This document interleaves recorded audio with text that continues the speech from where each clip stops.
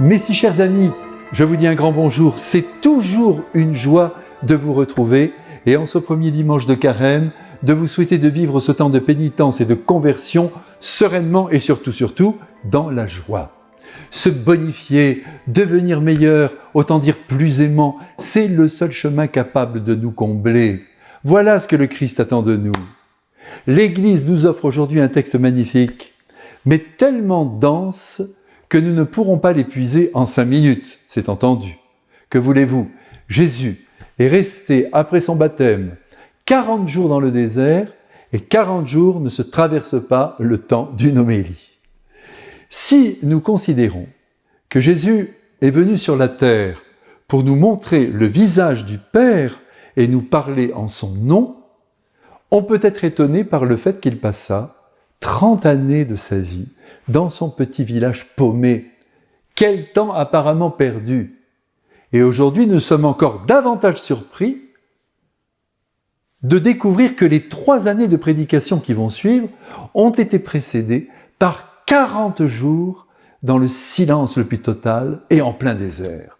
Ce sont là les idées de Dieu qui ne sont décidément pas les nôtres.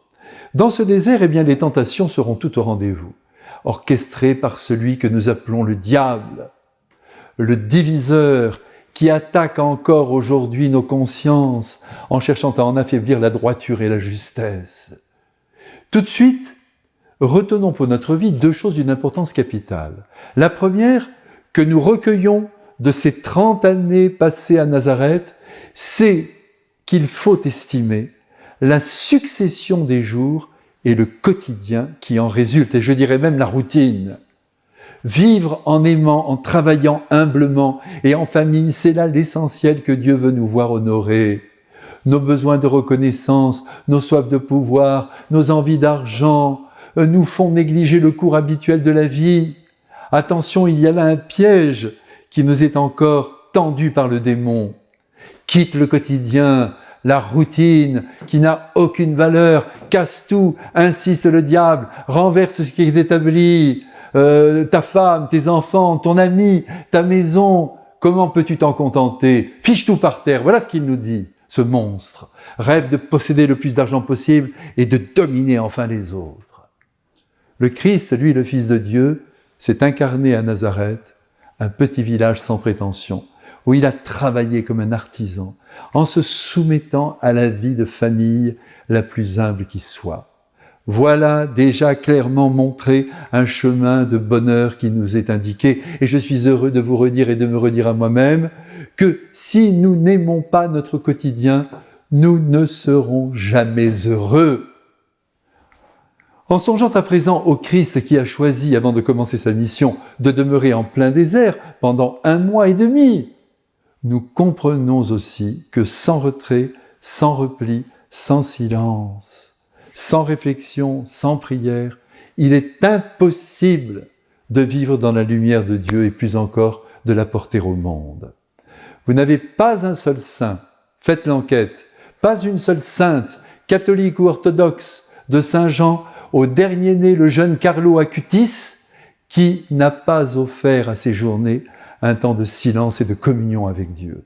Et c'est à ce prix qu'ils ont été guidés eux-mêmes, transformés, bonifiés et, plus encore, inspirés dans les actions qu'ils étaient appelés à vivre. Bien sûr, nous ne pouvons pas, vous et moi, prendre chaque année 40 jours pour réordonner notre vie sous la lumière de Dieu. Mais nous pouvons tout de même tous consacrer quelques minutes chaque jour à nous entretenir avec Dieu dans le silence. Pensez à tout le temps que nous passons sur Internet, à consulter les informations du monde ou à voguer sur les réseaux sociaux en enfilant les vidéos dont certaines, pour ne pas dire la plupart, ne nous apportent pas grand-chose et nous font perdre aussi beaucoup de temps, ce temps si précieux qui nous est donné par Dieu notre Père.